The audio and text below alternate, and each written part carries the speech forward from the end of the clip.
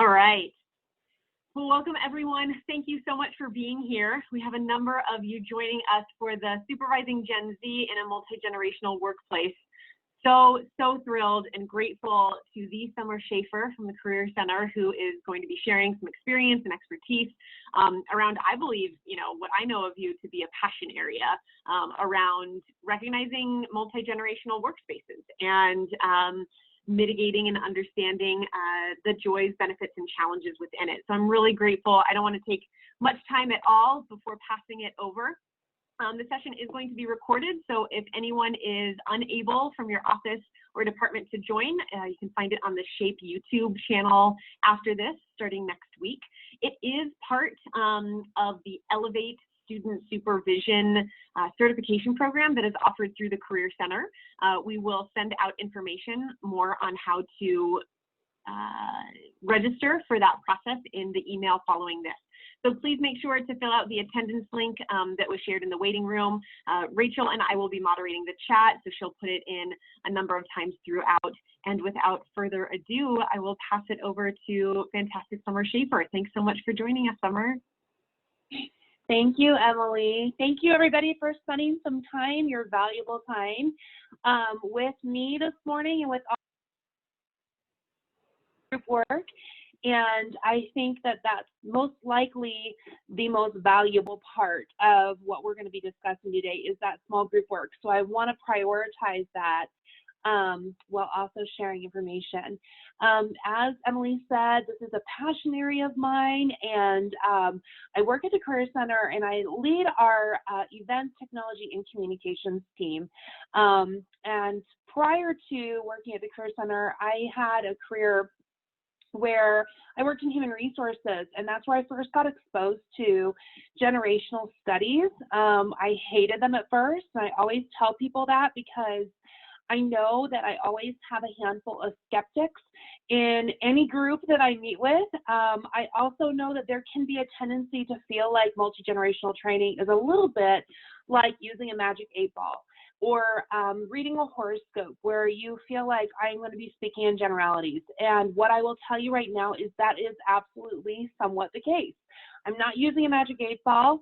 I'm not reading a horoscope. What we are going to talk about today, though, is talking through the veil of what's called norms in demographer studies on different generations.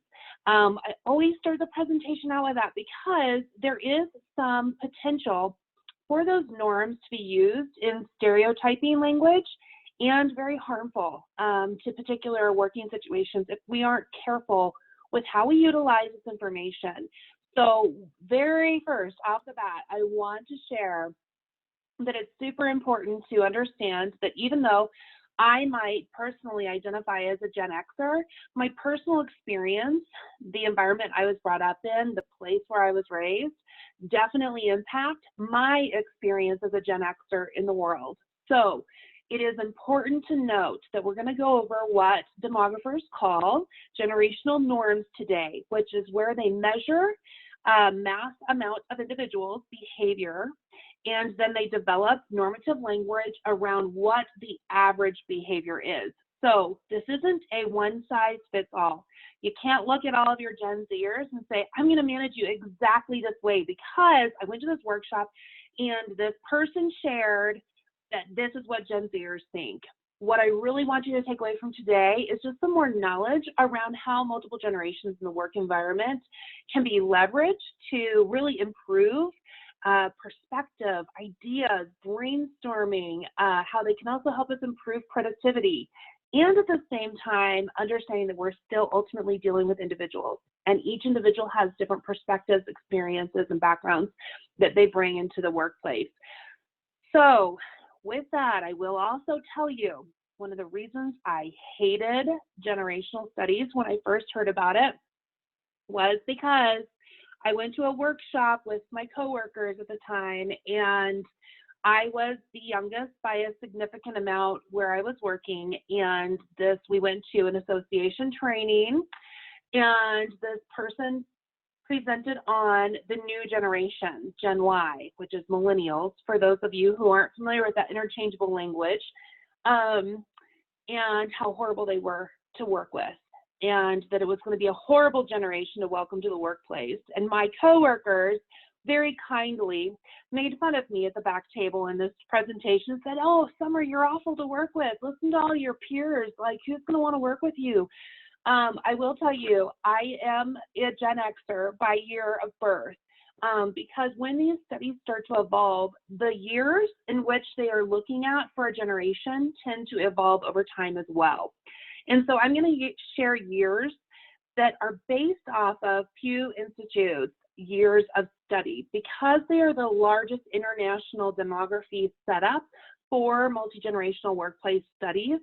I tend to use their years of study. However, at that presentation, I decided I did not only not like that person presenting, but I also felt hugely embarrassed and ashamed of what generation I was being labeled as. Later on, when demographers changed the years that were included in Gen Y or Millennials, I was removed. And to be very honest, I was very happy about being removed from that group. And that's when I started my work and research on multi-generations in the work environment. At first, I wanted to just spell it and call it junk science. And what my professor at the time later told me was, "Hey, you just proved that the science is actually valuable, and go take a different look at your paper." And so I'm so glad that they did.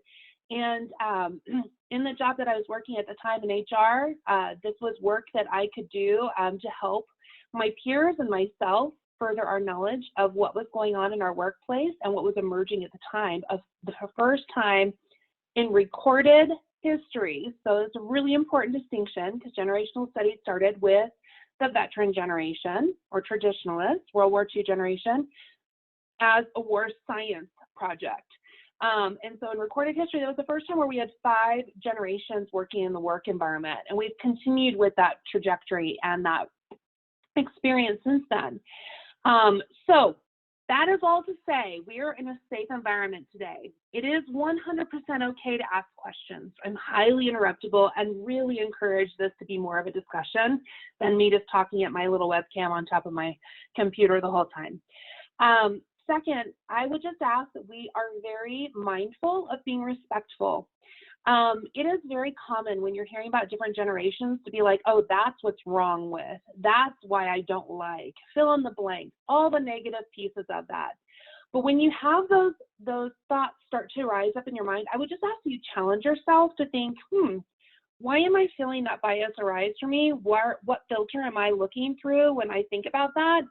And if you still have a question that may really filter out as maybe something negative, like why was I such an awful generation to work with in that presentation I originally went to, I just want to challenge you to flip that question as you can. Hey, I found it challenging to work with this generation because of blank. So that we are really mindful that we aren't trashing or marginalizing any generation as we talk about things today, because once again, it doesn't represent the whole generation. It is a normative behavior that we're talking about. So without further ado, let's dive into content. So I talk in terms of generational norms in 3 key areas. That is because a lot of generational studies are done in focus of these 3 areas. So I find it quite simplified to work with groups such as yourself in talking through these 3 core areas. One is historic events, which are constantly emerging today. Coronavirus, the Black Lives Matter movement, is huge, and I've included as much research as I could actually validate and find on those things. So we'll talk about those and the impacts on Gen Z today. Then the next category is communication, and communication paths are actually one of the most predictable pieces of behaviorism in the work environment based off a generation. So we'll go through that. And then last but not least, media is a really accurate reflection of what exactly different generations are experiencing and the lens through which they are traditionally looking at. An important note to make, I am strictly going to stick to US norms today. The reason why I do that is because we have a ton of research on that. We're operating out of a space of US norms. It is super important to note, however, that US norms are fairly in line with European norms, Australian norms, Canadian norms, and somewhat in line with Central and South American norms. Where norms tend to take a big shift is in Asian norms. And so I do want to create a sense of sensibility and awareness that we have international students from across the globe. So this is a great knowledge core for perhaps you to work in certain environments. However, we are a university that has many wonderful students from across the globe. So just keep that in mind. And I have some great resources if anyone's interested in them on where to find generational norms and behaviors on different areas of the world. So let's start by talking through the different generations. This is, for anyone who has participated in this presentation prior to this, I have really shortened up this part of the presentation. And it is not in any way to dishonor these other wonderful generations that are working with us each and every day. Instead, it is in a manner to start to focus and shift our focus towards Gen Zers who are traditionally our students. However, we have students of all generations. So please take note of that. I do find it helpful to at least go over this preview of the different generations because it ultimately does impact an experience in a work environment. And so it's always great to go over. If you want to know any additional information on any of these generations, please email me. As Emily shared, this is a passion area of mine. You would never be bothering me to ask me for more information on anything generations focused. So please don't hesitate to reach out. We'll start with the traditionalists. And this group, as all of them, have many different names. Excuse me. However, traditionalists are the most similar in trends and norms to Gen Z. So it's quite interesting to see the return of the loop to certain behaviors. So traditionalists are a wartime generation, so is Gen Z. They, the earliest individuals in the traditionalist generation were born in 1929. So I don't know what happened about 2 years ago. My dad, who was born in 1929, decided to tell people that he was born in 1930 to think it made him sound younger. But I grew up with a traditionalist dad, a baby boomer mom, Gen Xer older siblings, and a millennial younger sibling. And so somewhat, I feel like I was perfectly seated to have this passionary and multi-generational work environment simply because that was how I grew up. And so the earliest individuals in this generation were born in 1929, all the way up to 1943 by most studies and 1945 by Pew Institute studies. So I'll distinguish those differences where they may be applicable. They grew up starting with World War II at the coattails, the Great Depression hugely impacting how this generation was raised. And this generation in the US, most of the US was still rural. So working started much earlier than with other generations, simply because most were working in a family farm or they were working across the land. The Great Depression also massively impacted how these individuals see fiscal responsibility, not only their own fiscal responsibility, but also the fiscal responsibility of both the government and also their employer. Oftentimes, this is the biggest sticking point that I come across when working with a multi-generational organization. I work with groups across the board, both in education and outside of education, and the biggest sticking point that comes up for traditionalists is their fiscal responsibility. They often will take on seeing money of an organization as their own responsibility to be safe and careful stewards of. They have that in common with Gen Z, actually. We'll go into that more in detail. Next up, we'll talk about baby boomers. Again, baby boomers are 1945 to 1965, so those individuals born between those years. Why is it called the baby boom? Well, after the World War II was over, we had a lot of folks come back and start to have babies. What happened as a result of this massive baby boom was you saw an immersion into city centers. So even though people lived in large cities prior to the baby boom itself, baby boom in itself pushed people into the suburbs, into the cities. This is where tract housing was innovated. And this is where you start to see overcrowding in schools for the first time.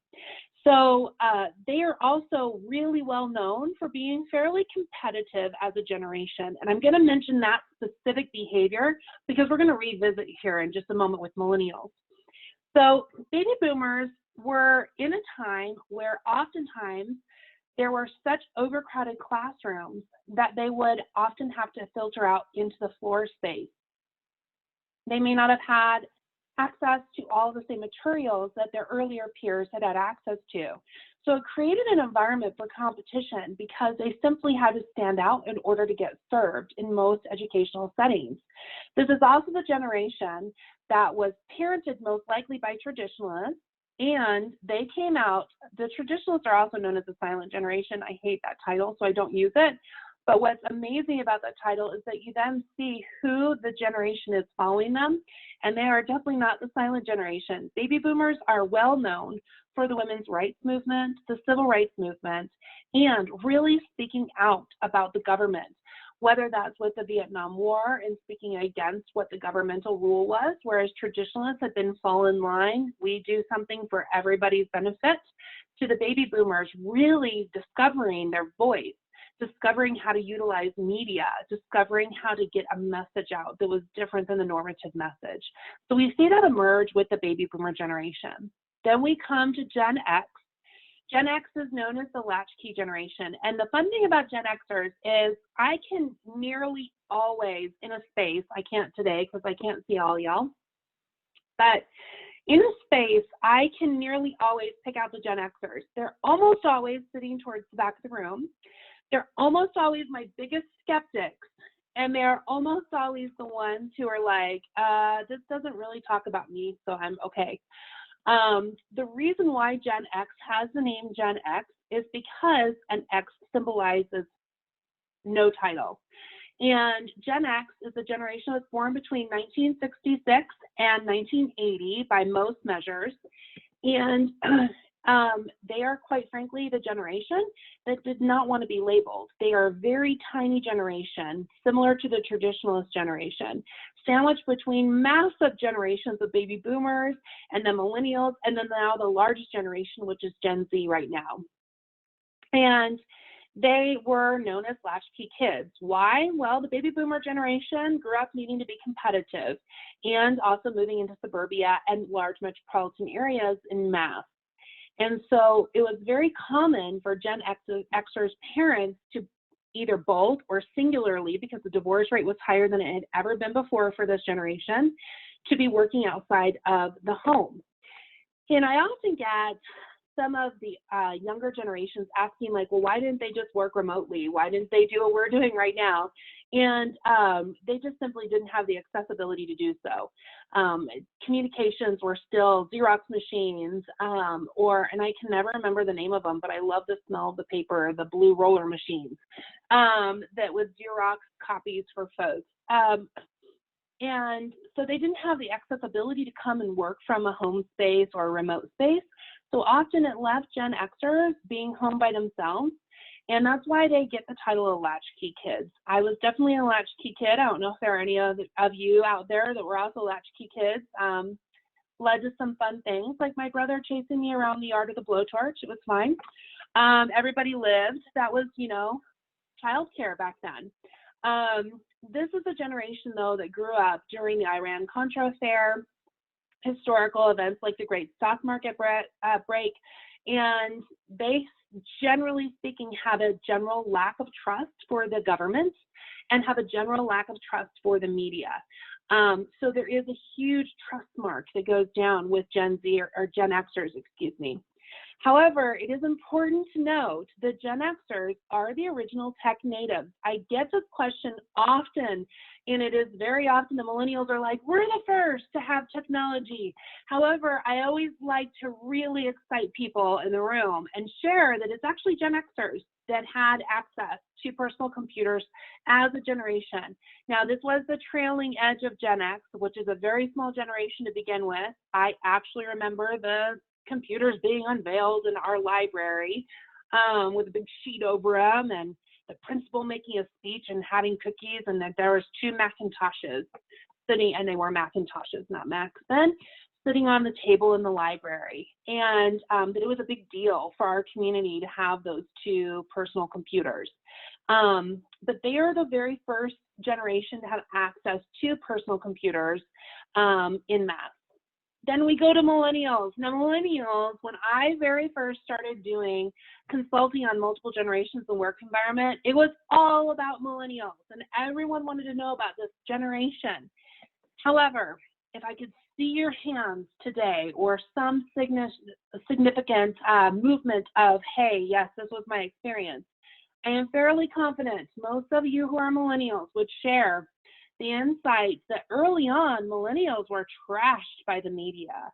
They were absolutely looked at as that presenter that I talked about at the beginning of my presentation as this horrible group of individuals that you would never want to work with. They expected everything and didn't want to do anything in return, and they had high expectations of society and all these things that were really deemed negative. But this is a really wonderful generation that is a massive generation and mirrors baby boomers. Now, one of the chief things that millennials are known for is the negative title called trophy kids.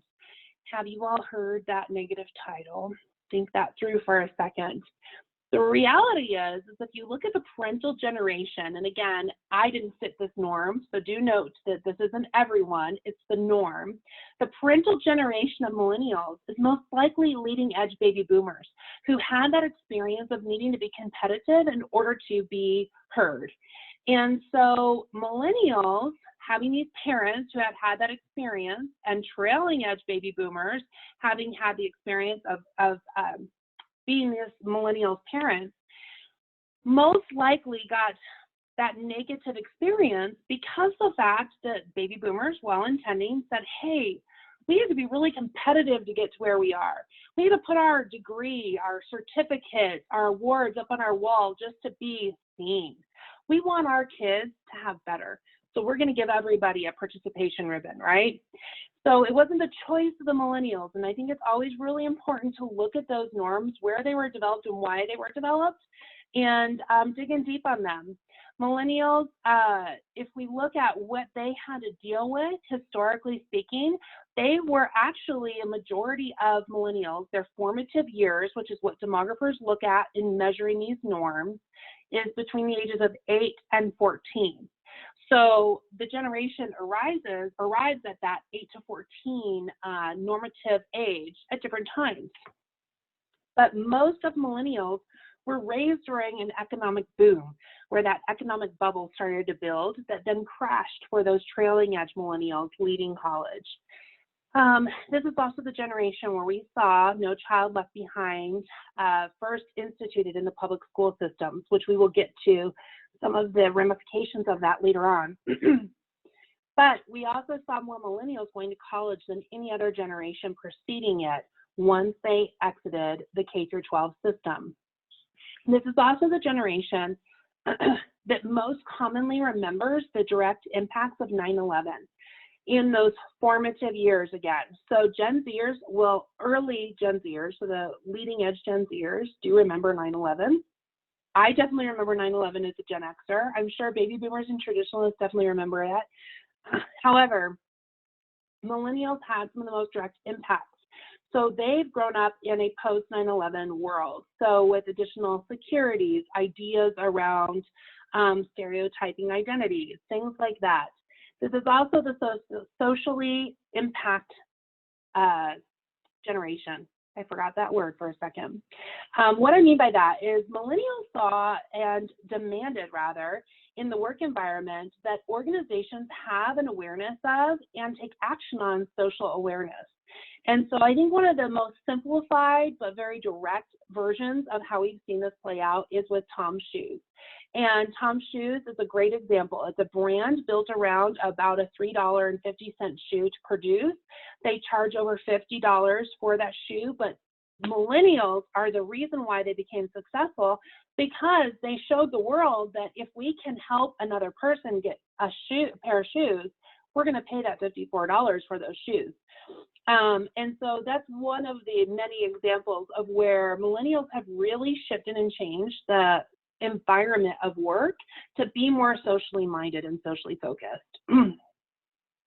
So going into generations and communication, we're going to talk through this one fairly quickly. Traditionalists were known for snail mail and slow communications, very thoughtful, very formal communications, simply because of the speed of the communications in which they were dealing with. Then with baby boomers, as I mentioned before, you see mass production starting to come into play. Media was much more accessible and not as slow to communicate out worldwide or nationwide news. And this is a generation where we saw speaking out in a whole entire new art form, where transition was really requested and demanded by the generation. Then we have Gen Xers who have access to personal computers at more ease through public libraries, through school systems. And this is also the generation that unfortunately developed that lack of trust of communication in mass media, largely because of the dishonesty that they started to see, or the news media taking advantage of really sharing things through the lens that they wanted to convey. This is the generation where communication became same day as well, whether that is through the fax, which I had a great experience with one of our student employees right before we all went virtual, where she was like, Summer, I've heard about faxes, but I don't really know what they are. Can you show me? And so we totally sent a fax to her mother. It was really fun. But nonetheless, we also have Millennials who saw the introduction and welcomed us to the world of IM, chat groups. Anybody in the Millennial generation participate in Yahoo groups? Social media. This is also the generation that we saw a lot of social media uh-ohs occur, where someone would lose a job offer because of their social media presence. So we saw some laws introduced to protect individuals. But also when I started at the Career Center 12 years ago, that was one of the main things we would hear folks come into the office and say, can an employer look at my social media? And we used to coach people to be thoughtful about what's on their social media because of employers using it as a hiring tactic. So this also taught some large distrust by millennials as well of social media platforms. However, millennials are the ones who have welcomed the world to social media platforms. And then this is the generation of immediate communication. Then looking through the lens of generations of media, traditionalists trusted media. It was a relied upon resource. No matter who the media was produced by, this generation saw media as the way that they found out what was going on, what they needed to be paying attention to. And again, this is a norm, not necessarily individuals in that generation feeling that way. They also had slower communication in general, like we mentioned, and so media was also slower. They only basically relied on major news outlets, and major is a term that I use loosely because if they were largely rural, you have to imagine major news outlets, and oftentimes were local newspapers. Baby boomers were anti-establishment with media, so they started to break the mold and question media and the efficacy of media. They also started to see the development of and create the development of news networks like Turner Broadcasting and such. And this is also where advertising really came out of the woodwork. This is where the world of advertising was first, really truly invented and unveiled en masse. Gen Xers have, again, a general lack of trust towards media in general. I think that one of my favorite examples of Gen Xers and their view on media is the movie The Breakfast Club, where basically it's a group of, in theory, misfits that would never get along. They have this really, untraditional day in detention, and then, they go about their day. It's nothing groundbreaking, earth-shattering, drastically shifting or changing. And so they just generally were seen as the anti-conformists of the news media and media in general, of movies, television, so on and so forth. This is also the generation that saw the introduction of cable news. And as I've mentioned before, they are the anti-conformist generation. Then we have millennials. and the introduction of blogs. And blogs, I was doing research on this about a month ago. We have over 1 million blogs that are unveiled every single year just inside of the US. The inception and the beginning of blogging as lifestyle blogging, mommy blogging, all of those pieces are all due to the millennial generation, really shifting the focus of where you're getting news, where you're getting your information, and how to information share. Again, social media is a huge media consumption source for this generation, really changing how they consume media so that they aren't only getting movies or short videos or information from major networks or news sources. This is also the generation where media was very fantasy driven, because this is a generation that was told you can do anything and go anywhere you want. So we see a huge shift and change with this generation. The most popular media of their time is Harry Potter and Twilight, where you could not just be anything you wanted. You could be a wizard, you could be a werewolf, you could literally be anything. That werewolf child thing, vampire child that Bella carried, right? You know, you could do anything. I'm going to take just a brief second here to grab a drink of water, and I also would love to hear if any of you have any questions so far. We're going to dive into Gen Z and really talk through what Gen Z wants, what they see and experience in the world, and get to how you can help better manage those individuals. So let me know if you have any questions.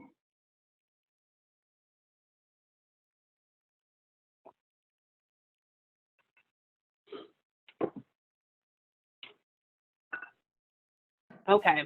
It looks like we do have a question, Summer, when you're Oh, ready. I'm ready. Cool. So Cheryl put in the chat, do these characteristics look different for people of color and LGBTQ folks? Fantastic question, Cheryl. Hi, by the way. It's nice that you're on here. Absolutely. Again, just revisiting, the way that demographers really do these studies is really in a very conformist manner, if you will, where they will take an entire generation, which is filled with individuals with very different experiences, backgrounds, identities, that they then filter out what is that average behavior. We definitely do see generational shifts and changes, largely based around race and ethnicity. And there is some generational studies that have been done, and why are we seeing those shifts and changes traditionally around that identity of race or ethnicity. And the belief is, and this is out of a study that is done through MetLife, who a lot of retirement firms pay big bucks to have these studies done, just as a side note. So it is paid research, and I always want to preface anything that I'm using from paid research because that can be somewhat skewed or biased. But their belief is that is more likely for an individual in any one of these generations to have grown up in a multi-generational household if they identify with a race other than white. And what the one generation where that has started to shift significantly is actually Gen Z. Gen Z is more closely aligned with the traditionalist generation, which is where we saw multi-generational households being a common norm for a majority of the population at that time. Now, Gen Z doesn't see the majority, however, they are the closest, even though traditionalists is a much smaller generation as a whole, they are the closest in mirroring that on a normative front. So the other component that we're going to go over here in just a second, Cheryl, about Gen Z is that there's been huge social change. We saw social change really occur in a dramatic way with the baby boomer generation, with the civil rights movement, with the women's rights movement, with Gen Xers, and seeing the fruits of those labors, if you will, and continuing that work. Millennials, we started to see the emergence of diversity being an agenda item on every organization's to-do list or focus list. And with Gen Zers, we're really seeing a cultural demand that we not look through that diversity lens, but instead look through the inclusion lens. And they don't tend to see inclusion and diversity as an agenda item versus they want to demand it as a norm. And so I often will get like, wait, what does that mean? Well, it means that this generation has really been very vocal as we've seen the generations start to become voting age and older, where they are demanding social change around what we see as diversity and inclusion to become a face of more equitable treatment of human beings. So it's more of that human rights focus. And one of the areas in which this generation has really focused on is personal identity, and that has impacts on gender identity, sexual identity, and then also racial identity.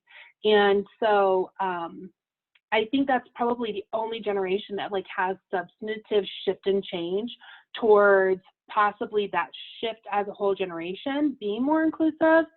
But I definitely think that socioeconomic class plays a massive predictor in how normative your behavior as a generation is also being experienced, because access to technology, for example, that's just one aspect of what we've talked about, is massively predicted by your socioeconomic status. And so I do think that that can affect and impact, and there aren't a lot of studies done on that. And so it's an unfortunate reality other than paid studies. So I hope that we start to see a shift in focus and change on doing those studies more. All right, let's dive into Gen Z, and please continue to ask questions. Like I shared, I'd love for this to be a discussion. If we were in person together, I would want you to interrupt me. So that is no different in virtual environments.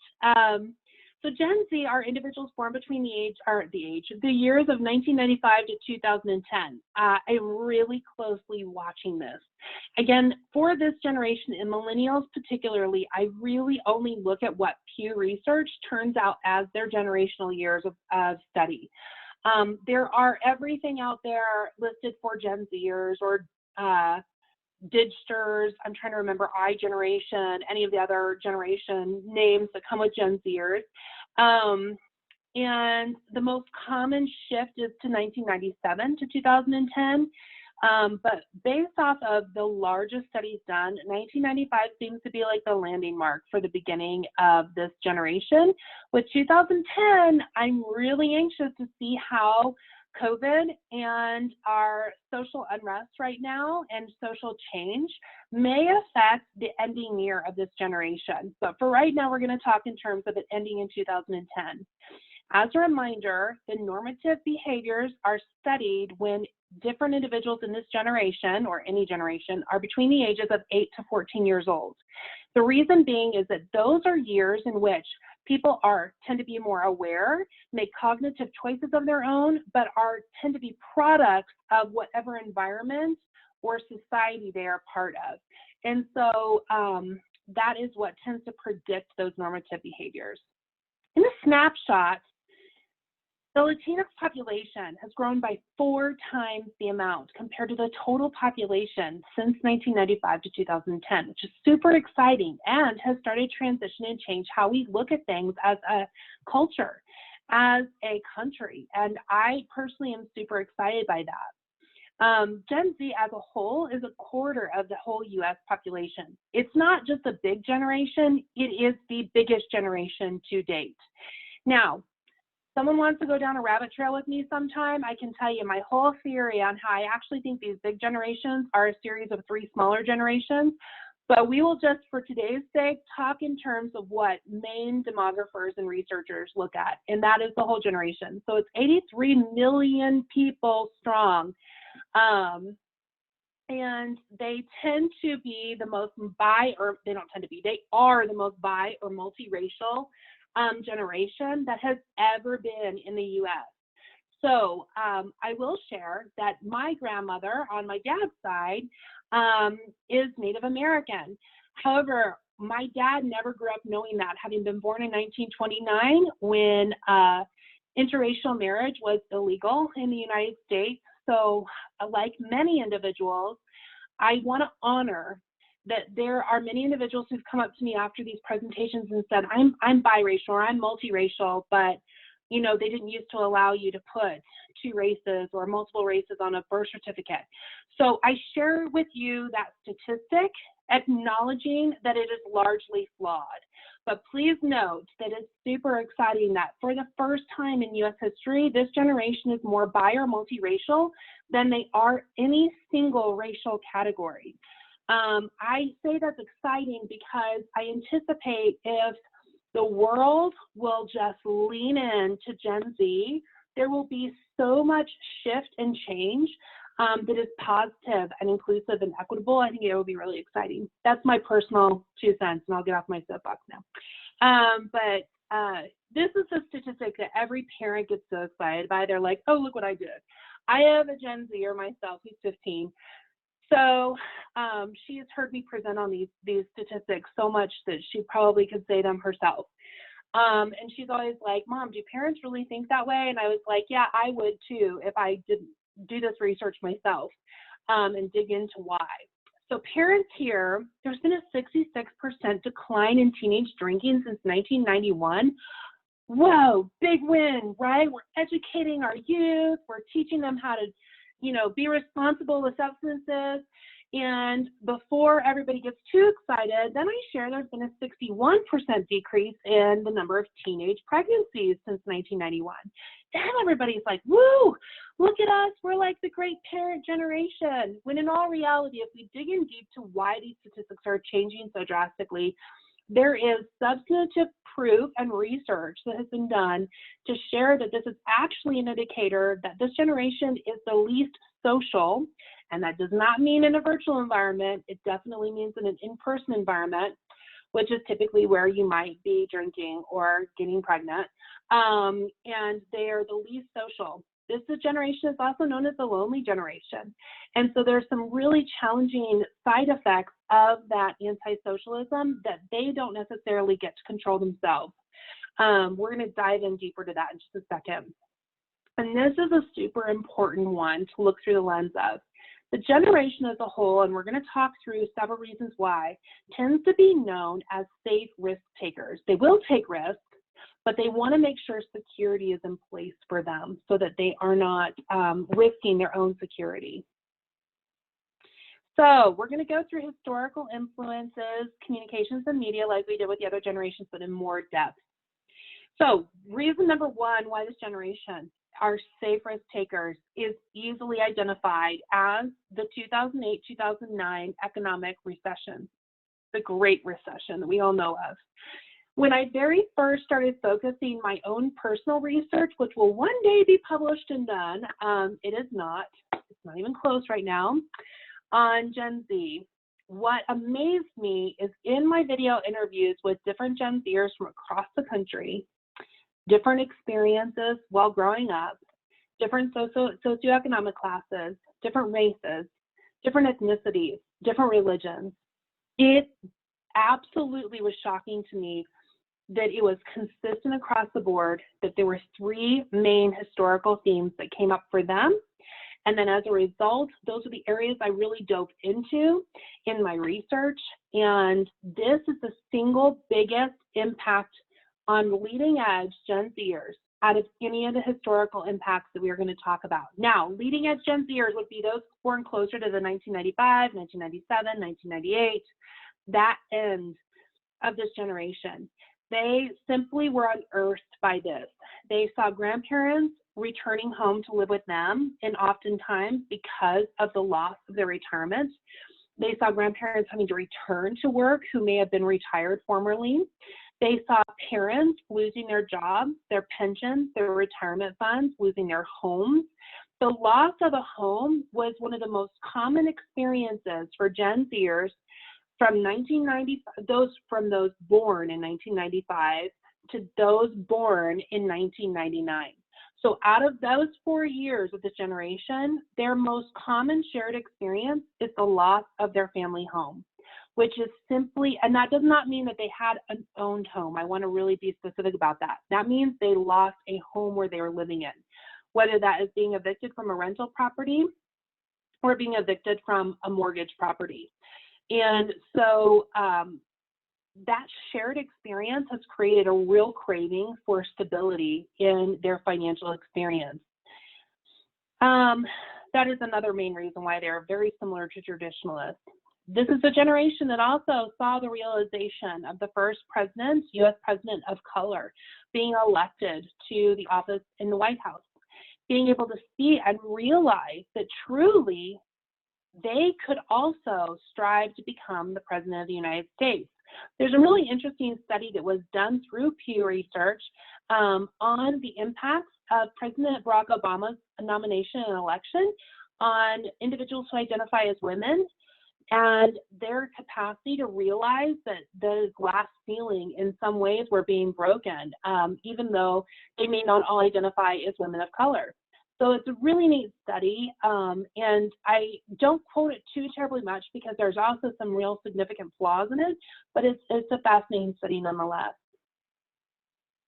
This is also the generation that saw legalization of same-gendered marriage. Now, the reason I bring this up is because, to Cheryl's question earlier, this generation is known as the inclusive generation. It is the first generation where we have seen en masse over 5,000 subjects were studied in the 5th grade. So it's a study that is strictly done every 3 years of 5th graders. And 3 years ago, no, it would be 4 years ago now, the study was done again for the second time with this generation, and the second time they saw the same trends come out. We saw the introduction in mass of same-gendered parents, and or we have siblings who identify as non-gender binary. Gender is seen as not an assignment given, but an identity shared by this generation in mass. And it's a super important distinction to make about this generation. It is, again, not seen as an agenda item or a politicized item. It is seen as a right, the human right. So there's been a huge shift and change there. Same-gendered parents were featured in this study of 5th graders where they're asked to draw a picture of a family. That is the only instruction they are given. They always use a sample pool of 5,000, which is relatively small for generational studies. However, I don't know how they possibly go through 5,000 images. I don't even know how that project looks, but it would be pretty cool to see it performed. The very cool thing about this generation is also that we see an inclusive language being built around gender identity and sexual identity in those images through what they portray. But we also saw the introduction of something else, and I know a few of you have been in my presentation before. Can anyone name what that something else was that we saw the introduction of for the very first time with Gen Zers over any other generation? This generational study has been being done since baby boomers, if that gives you some lens. There was something introduced for the first time in those images that those kids in 5th grade drew for the very first time. Does anyone have a guess of what it is?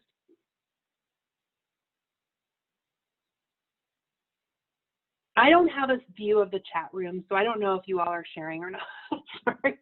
No that one might be a has problem. shared yet, Summer. I'll let you know when someone pops something in, though. It's something low to the ground, if that helps you, in most instances. Here we go. So we have two. Mariah shared single parent families. And then Emily shared mass shootings would be the other one. So thank you, Emily. And we are going to talk about mass shootings in just a second because that has definitely been a formative component to their historic experience. But this is strictly a picture or an image that they've drawn of their family. And that's those are the only terms they're given. So they could include whatever they identify as a family to them. And that item is that peer, that family member is a pet. So for the very first time ever, this generation saw pets as part of the family. And so it's kind of a fun component to their identity. This is an adorable little kid, right? And they are sitting in their safety seats. This is the safety generation. And I really want us to resonate and think on and ponder on for a moment. This is the safety generation, and to Emily's point, this is also the generation that has seen more mass shootings than any other single generation before it, and school shootings being the majority of where those shootings have taken place. And yet they are also the safety generation. So I want us to reconcile in our minds for a little while of how at risk this has put the mental health in many instances, and the safety and security and well-being of this generation has become at risk as a result largely of mass shootings, the unknown, the unstable, and the unsafe. This is the very first generation where car seats have expiration dates, where you had to be in a car seat till you were 12 years old. My word, my mother would have been absolutely so grateful if we had to be in car seats till 12 years old, because we used to get in vicious fights over who got to ride shotgun in the front seat, right? And we definitely experience a different world than this generation. However, I use this image because I've been using an image of a post-school shooting, and I had a Gen Zer approach me afterwards and share that it causes them such significant anxiety to even think about school shootings and mass shootings that they can't look at that image, and that they couldn't pay attention after that image. And so this image is to signify both that they have been raised in a very safe generation. This generation has used hand sanitizer pre-COVID more than any other generation leading up to it. This generation has also had that car seat regulations, had safety regulations in school different than any other generation. However, it is also the generation that has been most targeted by unfortunate public crimes such as mass shootings. We see a huge uprising of youth in speaking out about gun laws and speaking out about how to end the violence, which is really very something inspiring and pretty cool. This is also the generation that we do not fully understand, nor do we know all of the very many impacts that will come out of COVID, and how this has impacted their schooling, their experience, their trust of the government, their trust of the health system, access to health care. All of these components are rolled into one. However, if we think back to what we were just talking about, they are also raised as a safety generation. This is once again a very vulnerable experience that is helping to shape this generation. And if we think about the generation and how even just in this past, 5 months now, 6 months, their access to schooling, their access to technology, their access to the internet, it has become a very unequalizing experience for many in this generation. However, it is really inspiring to see that just like with school shootings, speaking out and speaking up about gun violence, we also see this generation coming out in mass to speak out about helping provide equitable education experience. And then we also see this generation really speaking out with the Black Lives Matters movement. So we're going to get to that here in a second. I included this, let me go back, sorry y'all. I included this image very specifically. There are some really incredible stories out there about how the youth is being so massively effective in this movement in general. How the youth is seeing this as a unifying experience where they want to create social change, and how the youth are the ones who are largely being heard, being paid attention to. Whereas with other prior social change movements, we really did rely on voting age individuals to be the voice, to be the main counterpart to the public voice. And so we see some real shift and change here. I was asked recently by a colleague in town if I thought that how people were registering to vote would ultimately impact how we see the government, how we see voting and such. I don't know enough about that. I'll be very honest right now. But what I do know is that starting with Gen Xers are predominantly registered to vote as unaffiliated or independent, and the predominant party is such. The predominant party with Millennials is independent or unaffiliated. The predominant party with registered Gen Z voters is unaffiliated or independent. And so I do think that just based off of that alone, we are about to see a huge shift and change in what we have traditionally seen as a two-party system. and we've already begun to see some of the ramifications of that. The important distinction, too, is that these aren't always seen as political issues by this generation. Again, they don't see inclusion as an agenda item. They see them as a human right, something that should just be. And I think that when we start using that language with this generation, we are much more likely to actually hear their voice and experience their wonderful impact than if we apply old lenses and old bias where we look at things as an agenda item instead. And so that is what we're starting to see roll out with social change. With communications, this little kiddo, so cute. The reason why I use this image is because Gen Z is our only generation that are digital native. Now, I will always get millennials with the furrowed brow and say, no, like I had a phone, I could text. And yes, I acknowledge that 100%. However, this is the only generation that has grown up with a computer in their pocket, potentially, again, based on access and area of the country that they've lived in. However, what we are finding, and there is a really cool study that was done right south of my hometown in Florida, which is really cool. There is a largely rural school district that was part of a federally funded grant program to see what would happen if they made equitable access to the internet and a mobile device, something that everyone in the region had access to. They saw tremendous results from this study.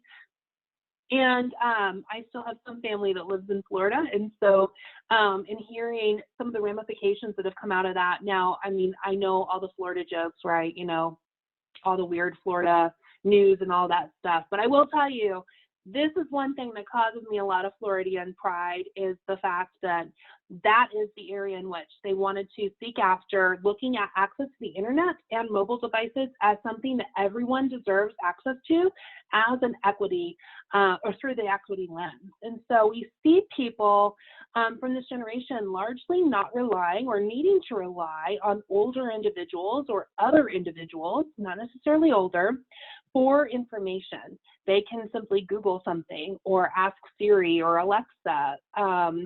My only child wanted an Alexa, as she would put it, so very badly when she was in 6th grade. And so she got one as a gift. And you all, it was slightly sad because she would talk to Alexa like it's her friend. But like I would come upstairs and she's like, Alexa's leading me through a guided meditation, Mom. I'll be back in a minute. Like, what is going on? So I just can speak through a personal lens, is that this generation certainly relies on getting information from technology in a very different way than any other preceding generation has during those formative years of 8 to 14, because we all rely on those pieces of technology now. This is also the generation that saw the introduction and commonality of Khan Academy, Skillshare, the list goes on and on, Team Treehouse, Udemy. I'm trying to think of all the platforms. There's so many virtual platforms where you can gain access to what we call snack size education. This is probably the single greatest threat to higher education, in my opinion, after doing a ton of research on this, because this generation already questions the investment of college to begin with. They have seen their older siblings, cousins, older family members, friends go into significant amounts of debt that they are very unlikely to pay off at any early time in their lifetime. And so they question the value of college. I'm really excited to see a lot of the changes that have been made, even at CSU, with online classes being accessible. The biggest shift and change I think that higher ed is going to have to really start to answer to as we get into the median of this generation entering college is the fact that they can go in and learn a skill in hyperfocus. So if I wanted to learn today how to create animations for video, I can do that for either free or a relatively low cost investment on many digital platforms, and I can do it in my amount of time. So I wouldn't have to take prerequisite courses. I wouldn't have to be enrolled in classes for 16 weeks. I could do it on my time span. And so that's probably the single biggest threat to higher ed, but I do see higher ed really coming and rising to that challenge. All right, so this is a generation that has totally invented emoji language. They can communicate entire messages through images if they chose to or if they choose to.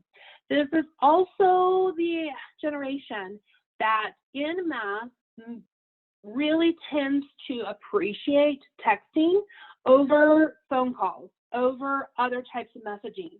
So I don't know how many of you are working with students or Gen Zers that may be on your teams during this virtual time, but I really see this I've seen this play out in real time, where I will get an IM when someone could have just called me, but I'll get an IM instead. And so just respecting that this generation really truly is taking immediate communication to the 10th degree, and really are informal with their communication. They tend to see communication just as something that gets them to what they need to be doing, versus formality like a lot of older generations.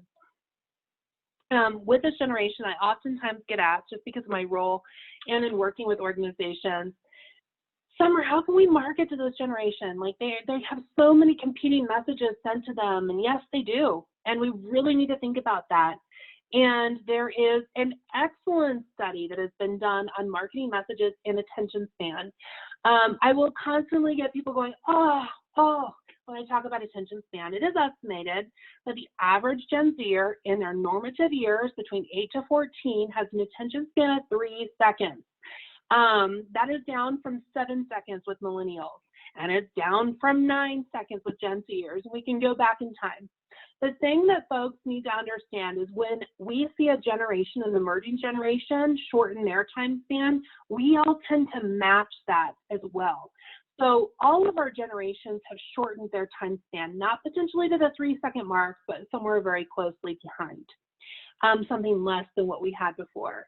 And the important thing to note about attention span studies is that doesn't mean that they can't pay attention to anything beyond 3 seconds, let alone this workshop. That would be painful for them, and for how long this has been so far.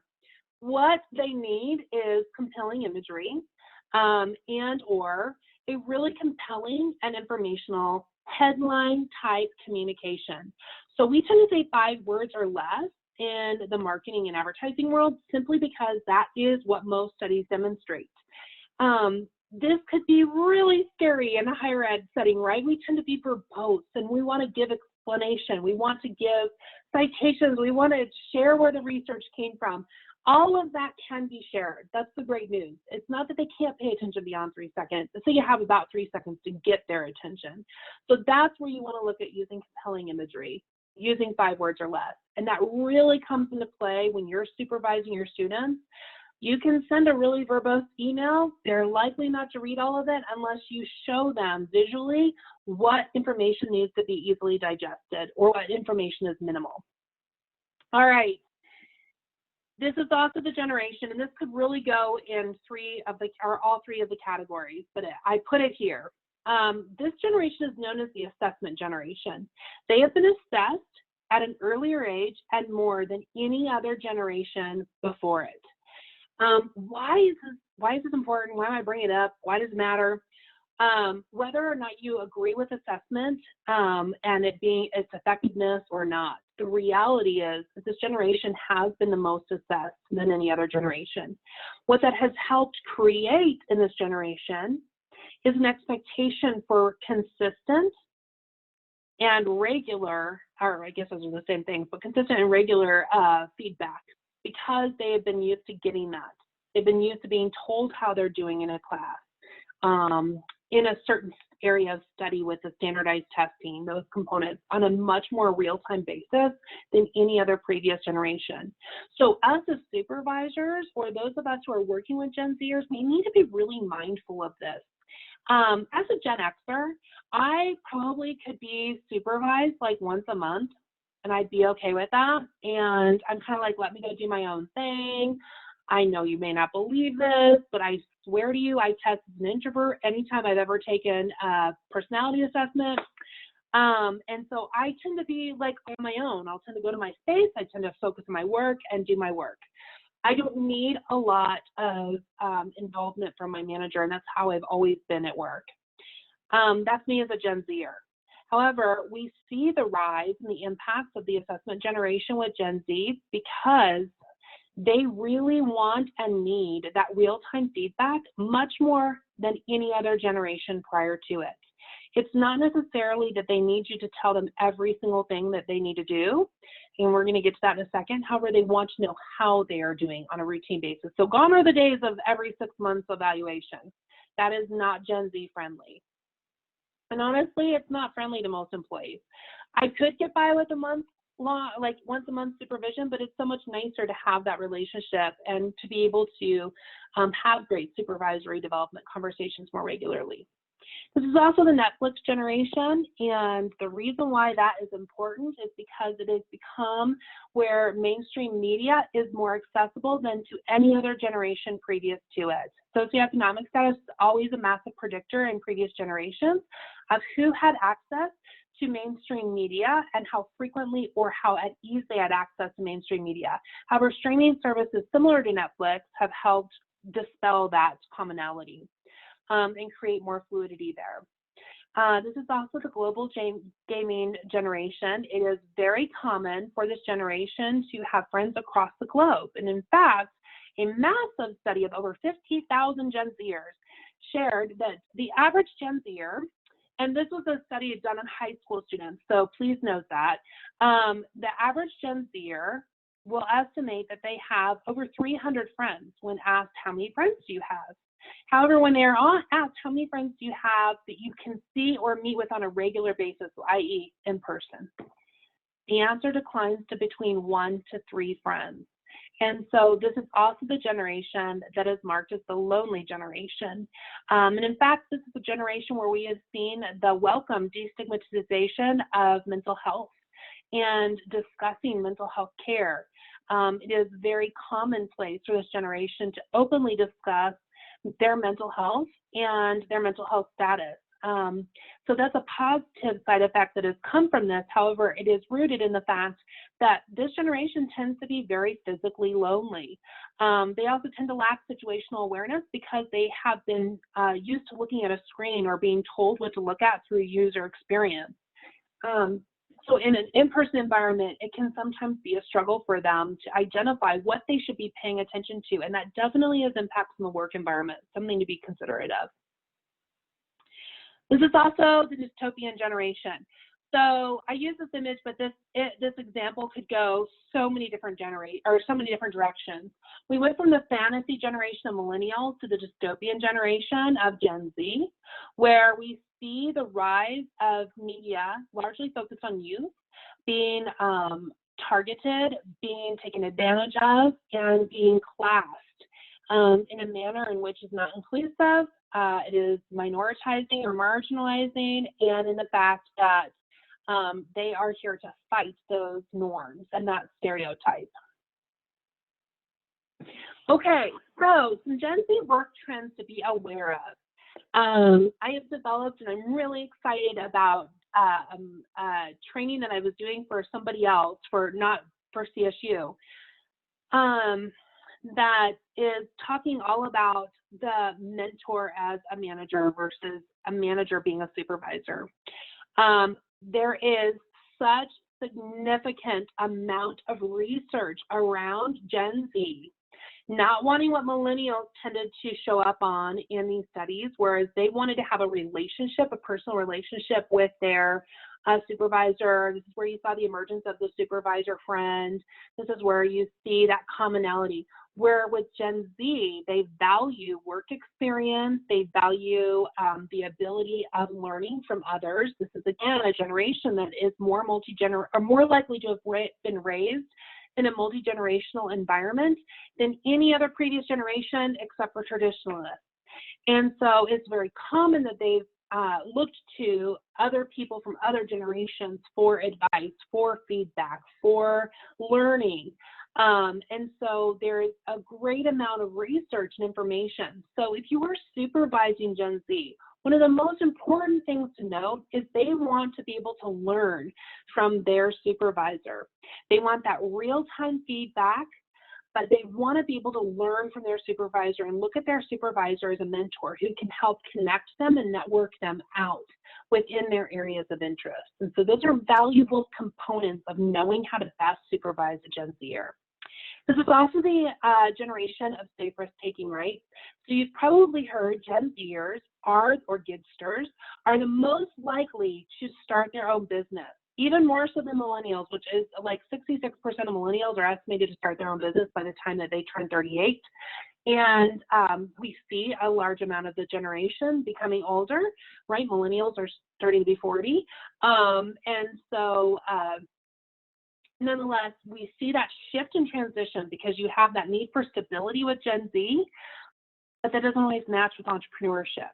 So we see the rise of sidepreneurship where they will have their job that provides them with benefits or a regular paycheck or that stability that they require or need, with the addition of wanting to start their own enterprise, their own business. One of the greatest things we can leverage with Gen Z is looking for opportunities to give them entrepreneurship opportunities, where maybe we have a problem we would like them to solve, and we give them free reign over how to solve it. I already mentioned this is also a generation that does struggle with situational awareness. Doesn't mean that everyone in this group does not have situational awareness, but it does mean that it's something we should be really aware of. And how can we as other generations help this generation become more situationally aware, where I pay attention to the lonely person sitting on the other side of the room when I'm feeling lonely myself, when I pay attention to what is going on. Now, with social change, this group tends to be very aware. However, with individual situations, that's where that awareness tends to come out and lacking. So structure your training programs, structure your work experiences to help build those opportunities in. This is also the generation that really looks at whole person care as a requirement. It is not this nice benefit that we can list out on a benefits package somewhere. This is something where that is demanded.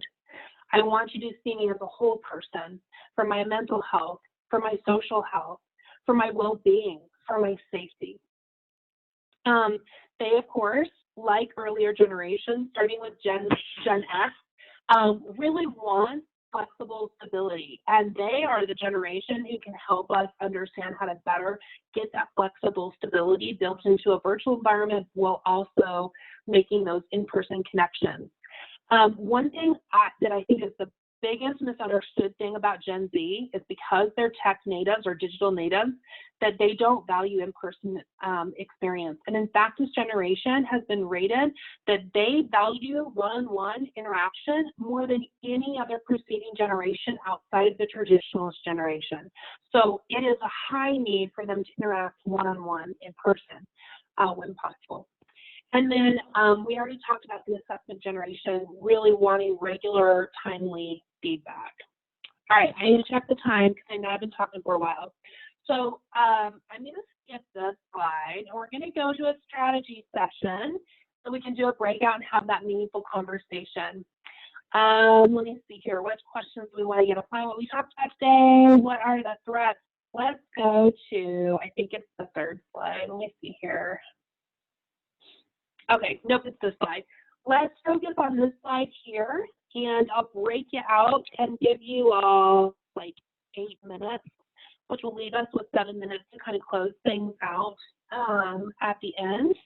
And yeah, and I will, let me get you all in breakout rooms.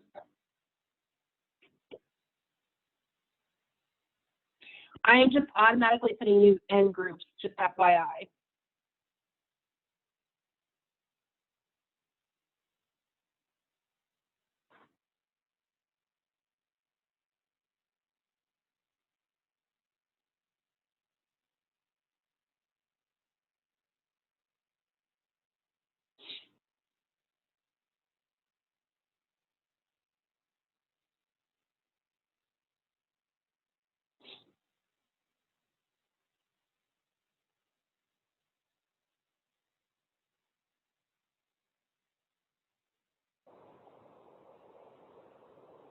Hey, Summer. Yes. I think we're supposed to actually end at 12:50. Oh my gosh, I'm so sorry. It is. That's okay. I apologize, Emily. No, that's okay. Do you want me to pull this back in just a minute? I just don't want lots of folks to, I feel like they're going to be like, oh, this is a good time to peace out, and then they won't get any wrap-up that you want to do. Okay. I don't know, I'll kind of leave it to you, maybe a minute or two. And I mean, it can be like, hey, this is real-time facilitation, and it's actually ending. And yeah, our next one starts at 1:30. Wait. Okay.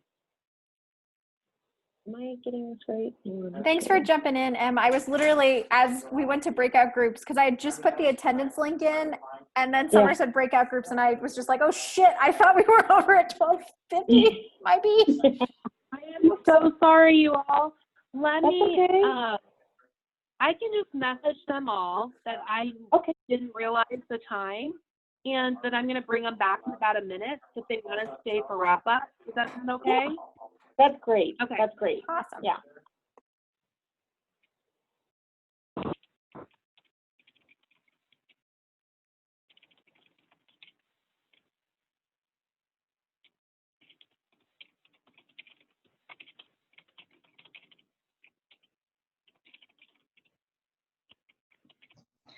Hey, I had ended up in this is Mariah. I had ended up in a room by myself. Is there a way to like push me into a room with other people?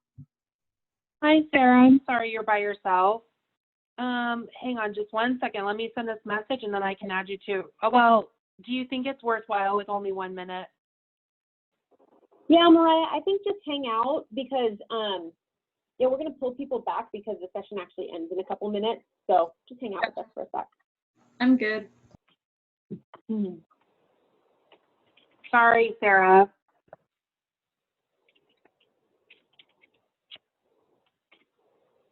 Okay. Too many words, Summer, not 5 words or less. I ran out of the number of characters on that message. Okay.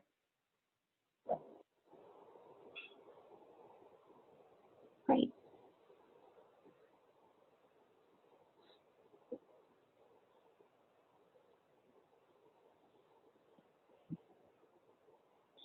Mariah, you had a much better answer to the what do people draw in their families. I didn't hear the families part. I should have been paying like 100% attention instead of 95 because I was like, oh, mass shootings and took it to this really dark place. No, I was really grateful. Summer came into one of our classes and provided a similar presentation. So I was cheating. I don't think that's cheating, Mariah, because I feel like I heard Summer say, if you've seen this presentation before, want to give us a heads up? I think you got We need to say hello to each other, and then we were pulling you back in. I did not realize the time, so that is so on me, and I apologize greatly for that. This whole presentation will go out to you from Emily, and like she shared, this will also be available recording on the YouTube channel. So you could also walk through this strategy session with your team, with another person. If you want to chat with me about it, you're welcome to. And I apologize for pulling you in short and not providing you with enough time. But I'm going to go ahead and wrap up and honor your time today. And thank you so very much for basically listening to me for a really long time. So I apologize for that.